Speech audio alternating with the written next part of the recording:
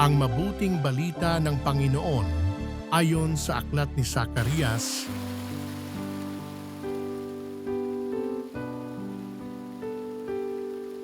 ito ang sinasabi ng Panginoon, Sion, magalak ka at magdiwang.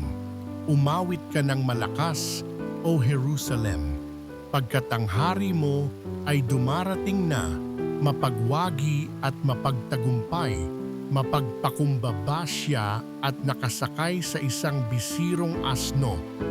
Ipaaalis niya ang mga karwahe sa Ephraim, gayon din ang mga kabayong pandigma ng Jerusalem. Babaliin niya ang mga panudla ng mandirigma at paiiralin ang pagkakasundo ng lahat ng bansa. Ang hangganan ng kaharian niya'y dagat magkabila mula sa Euphrates hanggang dulo ng daigdig.